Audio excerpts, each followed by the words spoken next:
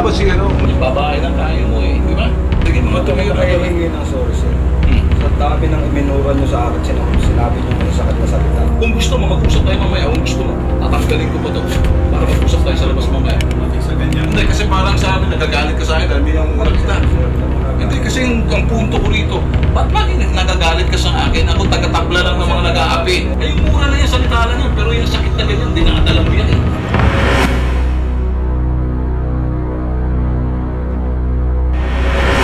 Ika-ikang dumulog sa Bitag Headquarters si Aling Ermenilda Enriquez ng Barangay Dalik, Teresa Rizal. Alas 8 ng gabi, Huwebes, yung aking manugang na binagmumura-mura na nitong bodyguard ng aming mayor. Ako'y nagtanong ano ang problema. Ako'y minura ng asawa ni bodyguard at binato daw ng aking mga apo ang kanyang bubungan. Sinagot ko nang hindi naman kayo babato at napakalaki na ng takot namin sa inyo. Minura ako ng bodyguard ni Mayor at kumuha ng bato. Pag bato sa paa ko, nawala na ako ng malay, wala na akong alam. Ang anak ko hindi nakapasok ng dahil sa kanila. Natigil ang nagkukulehiyo ko ng dahil sa kanila. Ngayon, paano pa ako makapagparal na anak kung sakaling ako hindi na makalakad? Hindi na ako makapaghanap buhay, nananahi ako. Itong ginagamit kong pananahi. Yung paang yan. Paano na?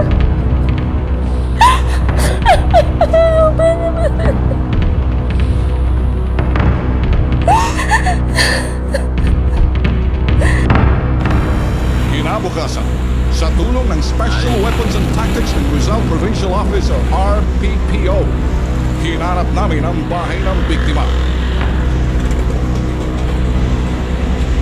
Maya-maya lang nakita ng bitag ang anak ng biktima.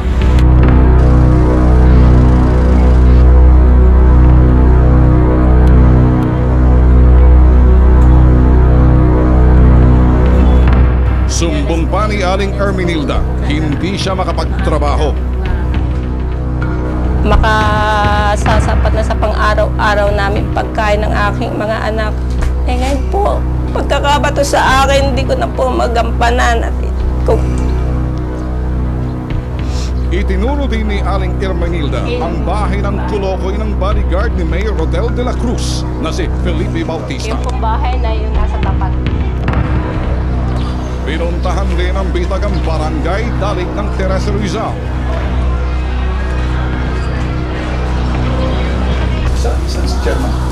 Narito po ang binango ay sinamin si Kagawad Armando. Siya po ang umaakong pong pagkawala. O sige, nagpaalam naman kami kay Kagawad. Kagawad! Sa nakita mo dito, nagbinato sa paano at ang nagbato si Bautista dito sa ginang na balo. Tingin mo. Pagkakamali ito si Felipe sa naging reaction niya dapat hindi naging problema nila pwede naman nilang pag-usapan ng maayos. Si Felipe ho ba palagay nire-respeto ang barangay ninyo at yung tanggapan nito sa ginawa niya? Yung nga po na naging problema kung minsan sila pag may mga ilang panyaya Inalam ng bitag kay Chairman Freddy Bonifacio kung nakaabot sa kanyang barangay ang kasong pananakit ni Bautista sa pobreng biktima na si Aling Ermenilda. Kahit si Chairman, nagulat sa naging hakbang ni Mayor Rodel de la Cruz. Nalam ko kung ano yung pangyayari, both side. Pinuntahan ko. So, ang kaso naidirekta agad sa pulis. At naroon pala na sinesettle na ni na Hepe at saka ni Mayor. Kung bakit si Mayor interesado pag-ayusin sila. Samantalang hindi dumaan sa inyo, dapat pinatawag man lang kayo. Yun po malaking katanungan para sa akin. Isang alcaldeng napakalaki, ama ng bayan, kaya mga ganung klaseng sitwasyon, sana pinatawag lang man kayo. Hindi gumawa na si Mayor ng pag-aayos, hindi tamang proseso. Siguro kung dumaan sa inyo, baka hindi mo ganitong nangyari. Baka naagapan nyo. Kaya nandito.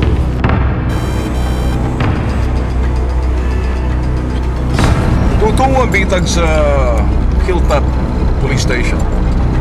At dito ay nagtatagpo yung grupo ng bitag at yung mga taga Region 4, RSOG, yung grupo na yun natutulong sa amin hinggil dito sa reklamo ng ginang na binato sa paa at ngayon iika-ika naka-plaster cast yung paa. Gawa nga nitong bodyguard daw ng mayor ng Teresa. So dito muna kinakailangan may kasama at may mga escort tayo mga pulis patutungo roon sa Rizal mamaya para makausap yung mayor. Dahil yung mayor ng Teresa yung pata nagsabi na kung maaari wag nang magdemanda, hindi ko mamaintindihan, parang kinukonsinting ng kanyang bodyguard. So etong gagawin namin, makikipagkita kami kay mayor kung haharap sa amin. Kaya lang ang gagawin namin dito, una idadaan muna sa pulis at ito'y makakasama natin and we'll take it from there. Titingnan natin kung ano magagawa natin. Action na lang kinakailangan dito dahil justisyang hinihingi ng ginang, pinagbantaan ilang beses na tinatakot. Walang padala-dala itong siga na bodyguard ng mayor. Dumiretso ang bitag kay Colonel Freddy Panin, Provincial Director ng Rizal Provincial Office or RPPO. Pang matulungan natin sa level ng law enforcement, ano?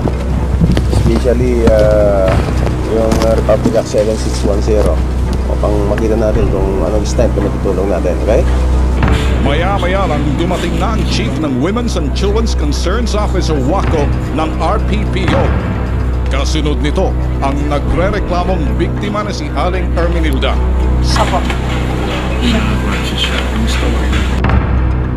Siya yung sa provincial director pinaka-ano to, swerte ka, nandito yung pinaka-PD na hindi ko inaasahan, nandito si PD ha. Siya sa women's desk, si inspector ha. Nga ako, dala ko siguro nung napakarami na akong panghaharas sa amin noon. 1 taon na po ngayon, sir. Ako po nagtiis sa pamilyang iyan. Kami kung alipustuin mo niyang gano'n na lang. Ang hinahanap po yata nila, pagka kami hinaras nila, gagantihan. Ako po, minura niyan yan yung turing masangkay.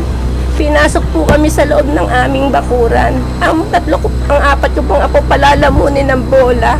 Tatagain. Yung pong mga nawala ho lahat yung aming inilapit sa aming police station. Sinubukan nyo na ho silang filean ng kaso sa police station? Yung pong isang ingalong pong sa child abuse na pang sa aking bunsong anak at sa isa kong apo, yun lang po ang pumasok. Pero kulang pa raw po ng yung pong 3 kong bata na apo, hindi po ginawaan talaga na statement. Ayaw po.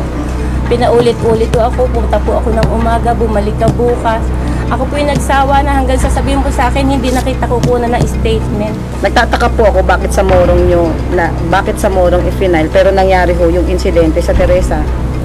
Yun nga po ang ewan ko sa akin, bakit sila po, yung police po ang nagtapay namin. Kasi jurisdiction-wise, wala pong jurisdiction ng Morong doon sa mga pangyayaring naganap sa Teresa. Pero ngayon po, ang natin dito, ang tinitignan ho natin dito, yung nangyari sa inyo ngayon. Yan nga akong pananakit sa inyo. Yan ho ba yung na-file na ng case? Doon po pagkagaling ko po ng ospital, paglabas ko po nung 2:30 ng madaling araw, tumuloy na po ako sa police station. Sabi ko nga po, sir, hindi po ako alis dito hanggang hindi niya inuhuli itong nanakit sa akin. Sino nung sir yung sinasabi ninyo? Panggabi po yung investigador, hindi ko na po magkasa ko nung wala pa po ako sa reason na. Kasi talagang mga ganyang kaso, talagang umahawak dyan, mga police women namin. Hindi ho ba sinabi sa inyo ng police namin na i-refer na lang po namin kayo sa aming women's desk kasi siya yung dapat na humawak dyan. O kaya bumalik na lang ho kayo kinabukasan para ho ma-file yung case. Sinubukan nyo pa kung bumalik. Bumalik po ako ulit. So ako nasa investigating room na, inalak po ako ng investigador na may pasabi na aaregluin ka na lang daw ni Mayor, gagastusan ka. Lahat daw na magagastos dyan, sagot niya. Pwede yan sa amin naman po, since hindi niyo pa naman na-file itong case dito sa bodyguard, hindi pa na-file, di ba?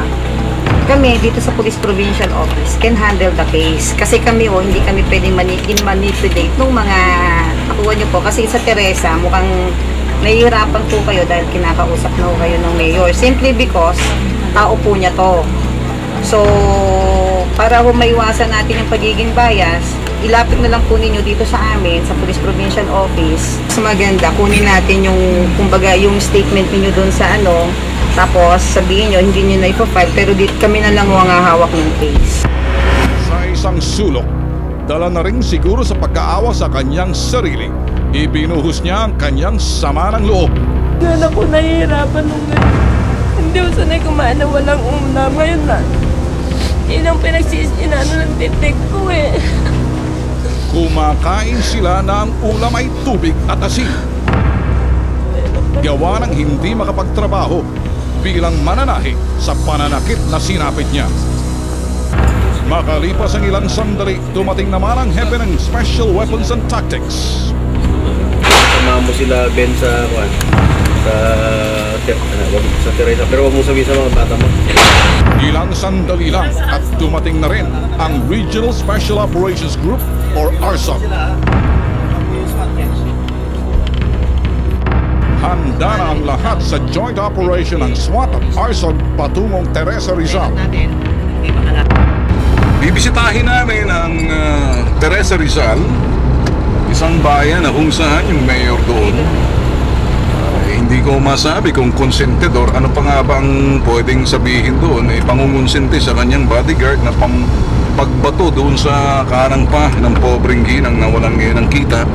Humihingi ng tulong. Naawa rin yung mga taga-women's desk dyan sa provincial headquarters kasama yung PD. Kinakailangan magbisita right on the turf kung anong gustong gawin nila, pananakit, mga abuso doon sa mga pobreng biktima nila. Hindi na makakaimik. Siyempre, sino nga naman kalaban mo rito? Mayor. Tapos bodyguard pa. At titingnan natin kung anong action at medyo kasiyahan na magaganap. Nakipag-coordinate na ang grupo ng RSOG sa Chief of Police ng Teresa Police Station. Tatumbukin ko na ho kayo sa reklamong ito dahil tao nyo ho, yung security ninyo ang medyo binatuhuto na wala ng malay. Ito pala may alitan pa doon sa kanilang pamilya at nasabi ho sa amin na kinausap niyo raw ho siya na huwag na mag-file dahil kahihiyan ng bayan daw.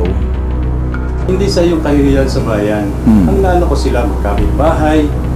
So, namagitan lamang ako doon sa kanilang dalawa.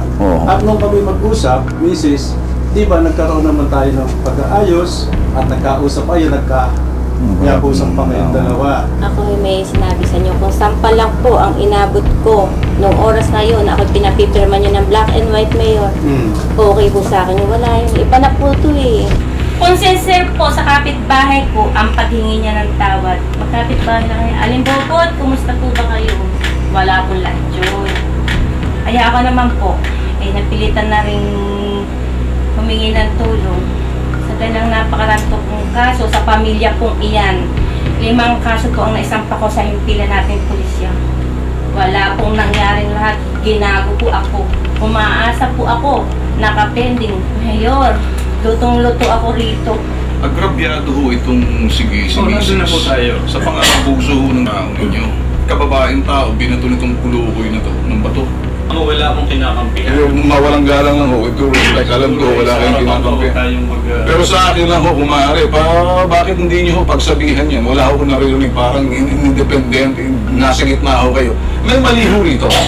Ang mali ho rito, hindi naman ho nagpapato. Ikagagawa ng yan, ano hong sasabihin yun dyan, Mayor? Ay siguro pare-parehas naman tayong hindi alam ang naganap. Hindi, para sa akin ho, kung hindi man ho, kahit na ho, malito, hindi ho tama na yan ay masaktan na yan. Nandun na tayo at yan, nung magharap nga rin sa at sinabi ko sa harap nila, dalawa, napanagutan yung... hindi ho mananagot yun hanggat hindi nyo obligahin yun. Wala ka man lang hingin dispensa sa kanya. Halika nga rito, umupo ka rito, tatingnan mo, harapin mo yung biktima, ba't ka nagtatago dyan sa likod? Dito nga. Inikot ka nga rito, sige nga, ikot ka nga dito. Babae ito, walang asawa. Mga anak lang yan, lalaki ka. Nasa kapangyarihan ka, nasa tanggapan ka ni Mayor, security ka. Nakikita mo ba? Dehado talaga eh. Nag-ayos pa kayo? Okay, tama. Hindi pa sa akin niya. Bakit mo Ayos? sa akin? Anong ayos po? Hindi po tayo nag-ayos. Hindi ka nag-iabusan. First na ng time na yun, nagpapasa na sila. Hindi mo ganun kagaling. Oo, nandun. Alam ko. At sinabi ko sa kanya, may pananagutan siya. Yung pananagutan mo, may kusing ka bang tinulong yan sa pag-met mo sa ospital at lahat yung mga yung ginawa mong yung pananakit dyan sa babae niya? May kusing ko. Ibigay nila sa amin yung receipt. Eh kung may ka ba naman kulang-kulang, eh dapat ba bang ibigay sa iyo, ikaw na nga nakasakit, hingin mo! Hindi siya na sinaktan mo, piigay ka, ang gusto mo, tumapang papunta sa iyo para ibigay sa papel, parang wala kang pagsisisi. Ganyan mga bodyguard mo, mayroon delikado. Tapos ang araw, ganun yung gagawin sa'yo. Bigay ka ba lang ng dispensa? Na? Hindi nga hihingi ng dispensa, titingin ka pa kay Mayor. Hihingi ka pa ng go signal kay Mayor. Mahirap ba yun? Sige, mahirap humingi ng sorry. Sige, mga tumira ka lang. Humingi ng sorry, sir. Sa dami ng iminura nyo sa akin, sinabi nyo masasakit na salita. Sus Maria Jose, ikaw ba tinatabla ng mura? Hindi. Ba't nagagalit ka sa akin? Ako taga-tabla lang ng mga nag-aapi. Ayan o, humingi ka ng dispensa. Maya-maya lang, namagita na si Inspector Dante Yang ng ARSOC. May reason doubt nung complainant. Yes. Tapos at the same time, si Mayor din, para maging neutral, check and balance, yun, ibigay niya sa atin. Kung gano'n ang kung wala kayong tiwala dito sa aming pizza dito, ay nasa sa inyo. Ito yung mga simpleng reklamo, kaya lang medyo pag may naagrabyado talaga, yung puso namin doon sa biktima. So, dadalhin, inimbitahan itong suspect at doon para naman nakatikim din ng leksyon tong bruskong Ilokoy na to.